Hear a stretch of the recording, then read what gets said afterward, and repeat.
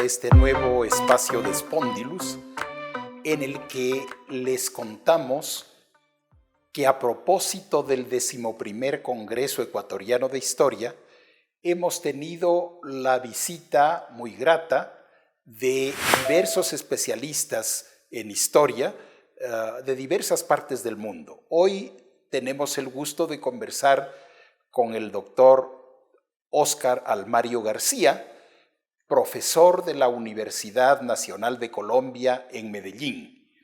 Y quisiera proponerle, estimado Óscar, el tema de qué sentido tiene las discusiones sobre los nuevos enfoques de los historiadores sobre un fenómeno tan importante como la independencia para el público en general, ¿no?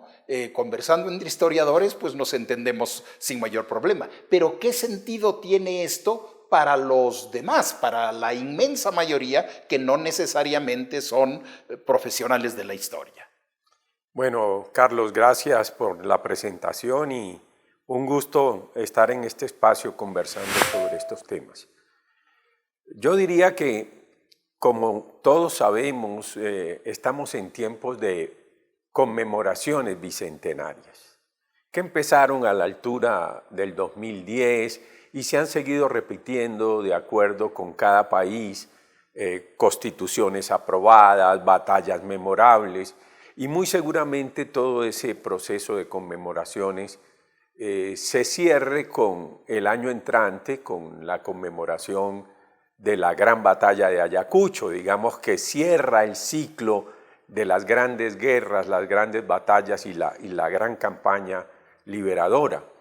De tal manera que estamos frente a un hecho, 200 años después de esa historia, somos países independientes, por supuesto con una cantidad de contradicciones internas, de desigualdades, de inequidades, de limitaciones en la implementación de un modelo democrático profundo, pero esencialmente tenemos una vocación y una tradición republicana que se ha reafirmado en los países de América Latina. Y yo diría que esta es la primera gran lección de lo que estamos conmemorando y reexaminando como historiadores. La persistencia en un modelo de democracia que se sustenta en un Estado republicano donde se supone que debe haber contrapeso de poderes, el respeto por las libertades y contener cualquier pretensión de autoritarismos, sean del tono que sean. De tal forma que América Latina, en medio de sus contradicciones, reafirma esta tradición republicana. Me parece muy interesante. Ahora, en esta conmemoración bicentenaria, ¿se podría decir que estamos repitiendo las historias que ya sabemos sobre las batallas, los héroes, los decretos, las constituciones de la época de la independencia? ¿O ha habido, a propósito del bicentenario, alguna renovación, algún enfoque especial que podríamos contarle a la gente que nos puede estar escuchando? Sí, es tremenda pregunta y obviamente por razones de tiempo hay que abreviarla mucho, pero digamos que hay una enorme renovación historiográfica desde México hasta la Patagonia. Las conmemoraciones han permitido que las academias, las universidades, reflexionemos sobre ese proceso de hace 200 años. Y yo diría que el enfoque justamente ha virado completamente. Hay un giro de 180 grados en el enfoque, porque básicamente lo que hoy piensa la comunidad de historiadores con obvios matices y contradicciones, contrapuntos, pero esencialmente sabemos hoy mejor que todo esto se explica por un largo proceso de transición del mundo moderno en esta parte del globo. Me refiero a la América y a la expansión europea que hubo en América y a los intereses imperiales que se crearon en América. De tal manera que hay lo que se produce, digamos, entre el siglo XVIII y principios del siglo XIX es una gran transición del orden global, digamos, organizado en imperios dinásticos hacia un mundo organizado en estados nacionales, algunos de los cuales serán efectivamente naciones imperiales de nuevo. En ese contexto es que se da el proceso de las independencias. Entonces, lo primero que hay es un panorama muy amplio, global y cruzado con la historia europea fundamentalmente y de sus potencias. Por otro lado, también la historia según la cual le debíamos a los grandes héroes y a los próceres el proceso, hoy sabemos lo que significa la participación enorme de grupos sociales subordinados, dominados, grupos indígenas, esclavos, mulatos, redes que apoyaron la independencia de mujeres, de artesanos en las ciudades. O sea, es un proceso que realmente hoy tiene un sabor enormemente popular, de una base enormemente popular participativa. Eso no quita que evidentemente los sectores criollos e ilustrados estaban en mejores condiciones, digamos, de capitalizar el momento político a través justamente de su liderazgo en la redacción de proyectos constitucionales y de imaginar un nuevo orden político y una nueva legalidad surgida y legitimidad surgida a partir de la debacle del imperio hispánico. O sea que hay una revisión de actores, de formas de participación, la importancia de las ideas, la importancia de imaginar el futuro, los sueños utópicos, la empatía con la construcción de los territorios. Es un proceso que hoy tiene otras connotaciones muy distintas a lo que un historiador venezolano, don Germán Carrera Dama, llamó la historia de bronce. Ya no estamos en la historia de bronce, es una historia más de la gente y de los distintos grupos que participaron del proceso, cada uno de ellos con sus intereses y defendiendo distintas posiciones.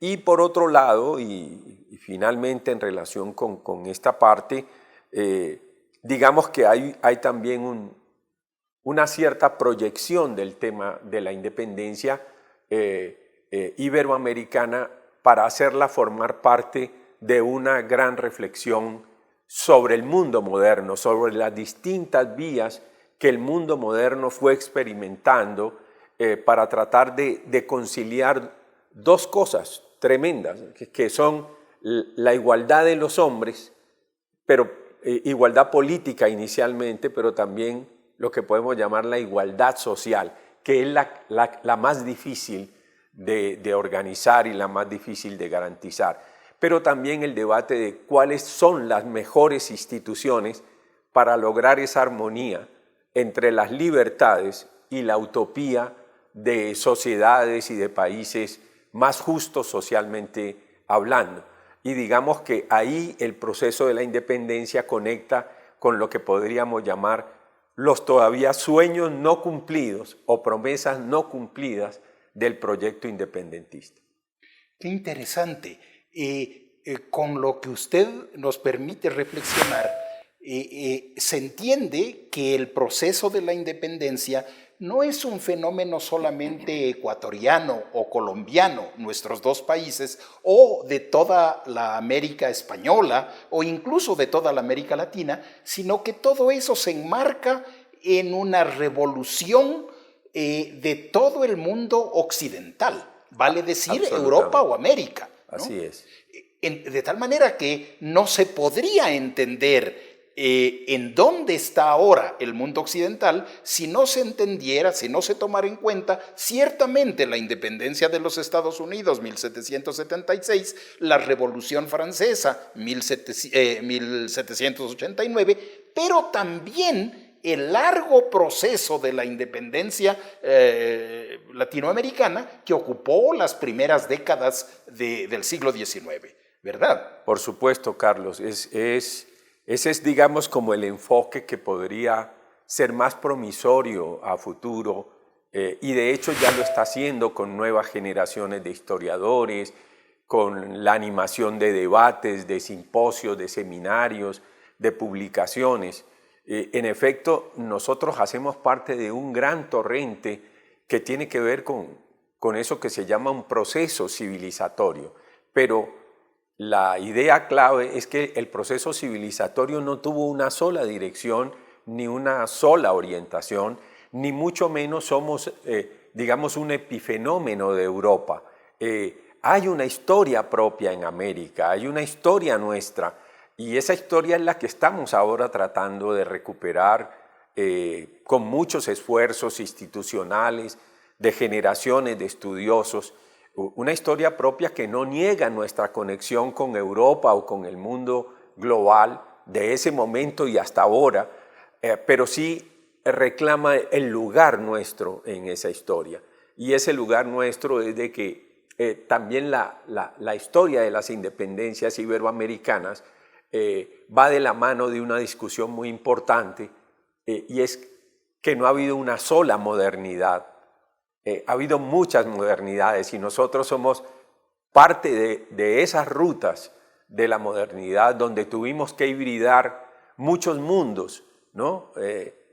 Tal vez justamente esa célebre expresión de Bolívar en la Carta de Jamaica, de que somos un pequeño género humano, resuma el desafío que tenían los hombres de ese tiempo. Es decir, este pequeño género humano necesitaba unas nuevas instituciones, libertades, y necesitaba asegurar su futuro, saber cuál era su territorio, defenderse de cualquier intento de recuperación por parte de las potencias.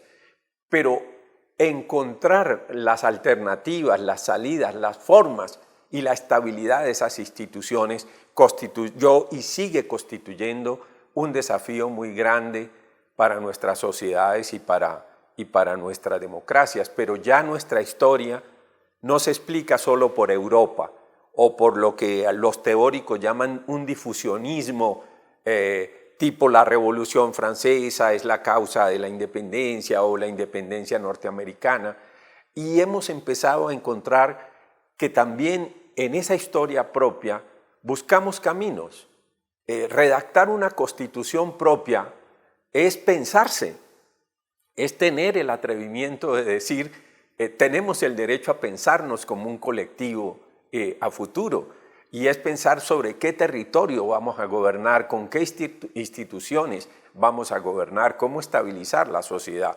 De tal manera que sí, hay una historia en movimiento, una historia en marcha que apunta fundamentalmente a que encontremos los caminos profundos de esa historia, que trasciende a los héroes y trasciende las lecturas patrioteras que se hicieron durante mucho tiempo de forma ideologizada por partidos tradicionales o partidos de poder, e incluso que instrumentaliza hoy en la actualidad algunas corrientes de izquierda que reclaman algunas de las figuras de la independencia, pero fuera de contexto y fuera de las circunstancias en que precisamente se debieron imaginar estos mundos y proyectarlos al futuro. De nuevo, qué interesante. Y otra idea central de lo que nos has dicho es lo que se construyó es un camino a un sueño, no es, porque la vida humana no es así. Sí es. Llegamos ya al ideal y esto es, no, estamos construyendo un sueño, como toda la humanidad, ¿no es cierto? Como toda la humanidad.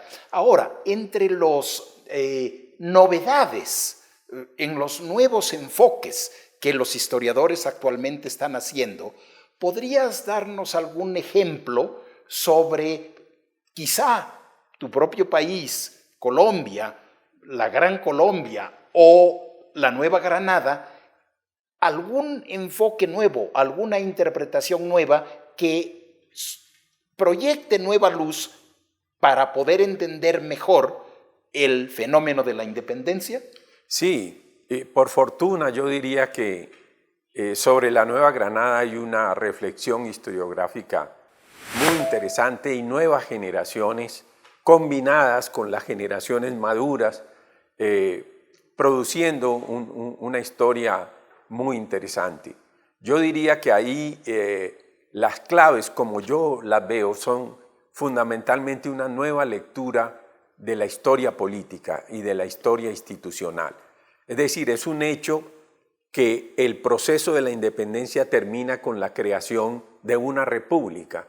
Y eso ha sido subestimado durante mucho tiempo. ¿Por qué una república? ¿Cuáles eran los desafíos que tenía esa república?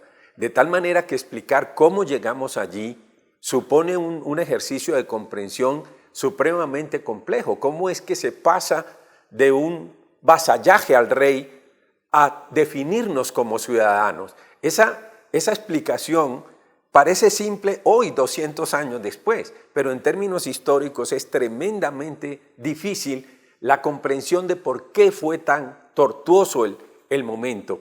Porque es que la figura del rey era la figura dominante, había dominado 300 años. Y esos 300 años no se podían sustituir solamente porque existieran unos panfletos o se dijera que se había dado una revolución que había decapitado a un rey en Francia. Superar al rey español como soberano significó una serie de quema de etapas y yo creo que allí esa historiografía está encontrando los caminos, los actores, las propuestas, los escenarios, los espacios constituyentes y constitucionalistas donde se discutía cómo hacerlo, cómo superar esa figura del rey y poder llegar a otra explicación de soberanía. Ese es uno de los temas, digamos, más fuertes que encontramos allí. Y obviamente en ese contexto me gustaría insistir en lo que yo llamo los años más virtuosos de ese proceso, antes de que los independentistas y republicanos entraran en conflicto en la Gran Colombia o en la llamada Gran Colombia, que es justamente el momento entre la campaña de 1819 hasta la aprobación de la Constitución de Villa del Rosario de Cúcuta en 1821 y la campaña que trae a Bolívar y a sus ejércitos hasta las provincias del sur, Popayán y la audiencia de Quito y finalmente el virreinato peruano.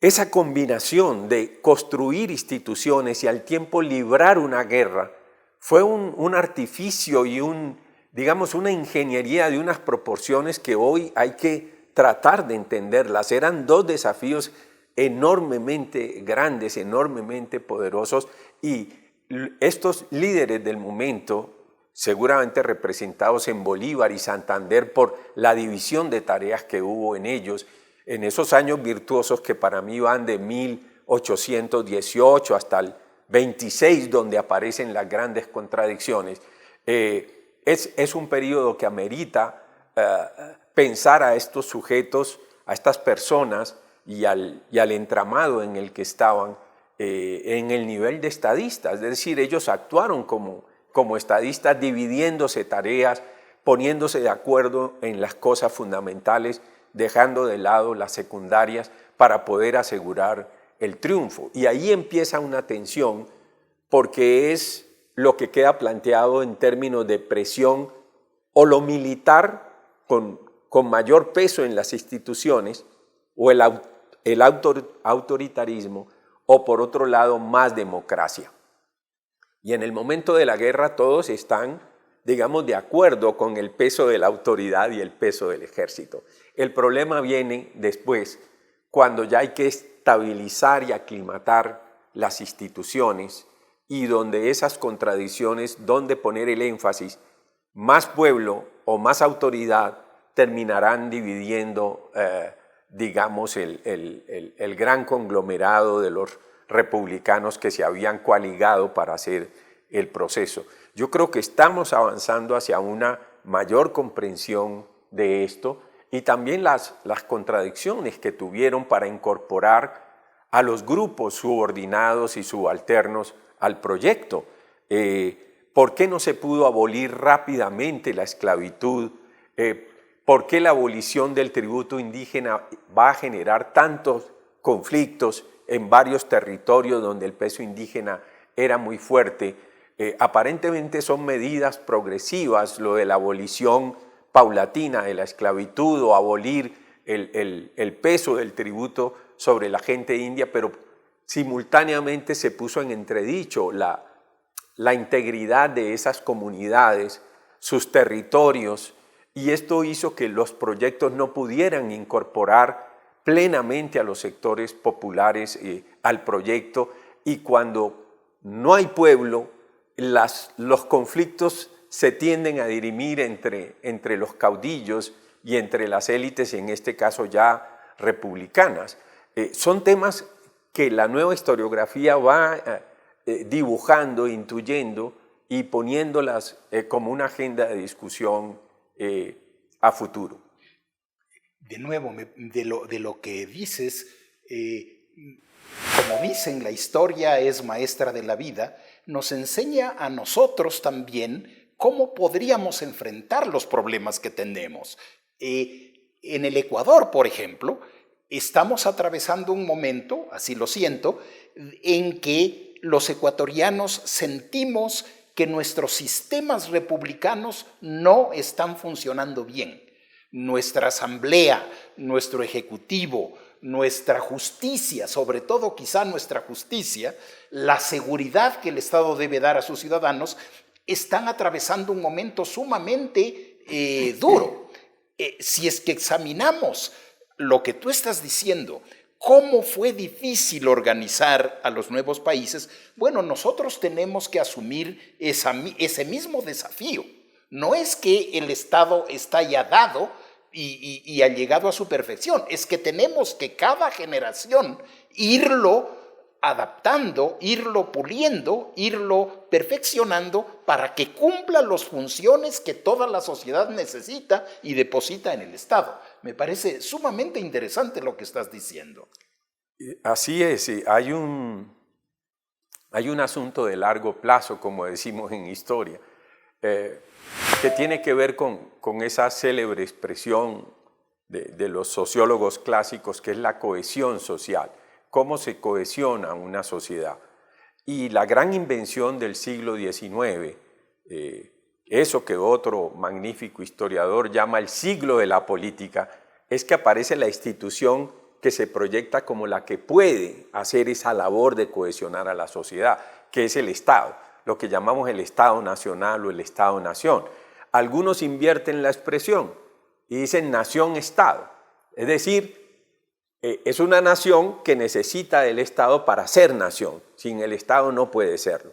No preexistían las naciones antes de la independencia, era un conglomerado de estamentos, de vasallos diferenciados del rey, de provincias que todas se unían en torno a la lealtad al rey, pero no hay algo como lo neogranadino, lo colombiano, lo venezolano, o lo ecuatoriano o quiteño, etc. No existía eso. Entonces, la cuestión es cómo luego, con ese Estado Nacional que surge de la independencia, darle cohesión a esas sociedades heterogéneas, por definición, fracturadas por la historia, fracturadas por la geografía, y eso implica también lo que se ha manifestado como la invención de la nación.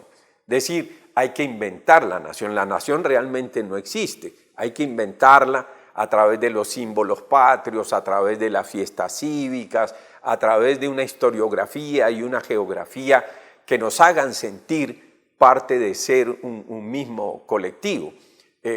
Pero obviamente esto hay que proyectarlo en el tiempo y a su vez la independencia no suprimió los problemas de desigualdades sociales, los problemas, digamos, de las oportunidades. Y esto llevamos 200 años tratando de construir democracias incluyentes. Se ha avanzado, por lo menos en términos de expresiones constitucionales. Si uno mira las constituciones de América Latina reformadas en las últimas décadas, todas admiten ya que son pluriétnicas, que nos componemos de varios colectivos que formamos la nación, de tal forma que estamos repensando la idea de nación, que inicialmente era homogénea, hoy la tenemos que pensar diversa, y a esas diversidades se suman otras diversidades de la contemporaneidad. diversidades de opciones sexuales, diversidades para actuar políticamente, diversidades para estar en el mundo. Y obviamente las instituciones democráticas se han quedado cortas para resolver esas dos enormes dinámicas. Por un lado, una dinámica económica que no da más, que está conduciendo al mundo a un callejón sin salida, a un agotamiento de recursos y aumentando las brechas sociales. Y por otro lado, la necesidad de actuar libremente y de que haya instituciones que lo garanticen. O sea que estamos frente al reto de tener que remozar las instituciones democráticas. O sea, la crisis de los estados nacionales es una crisis global. Y es más, lo podemos ejemplificar en la crisis de las Naciones Unidas. Las Naciones Unidas se crean para prevenir guerras entre naciones. Bueno, hoy es impotente las Naciones Unidas para controlar los conflictos que se están dando en el mundo. Sobrevive, pero ya no tiene la potencia de la posguerra. ¿Qué habrá que inventar? ¿Cómo remozar las democracias? ¿Cómo ir más allá de los partidos políticos de siempre, de izquierda o de derecha, y cómo construir una ciudadanía informada, crítica, suficientemente anclada en todo este pasado histórico, pero para repensar el presente y proyectar el futuro? Ahí creemos que la historia tiene una enorme posibilidad como voz académica, como voz crítica, y yo creo que eso es un poco la identidad de los historiadores en el mundo actual.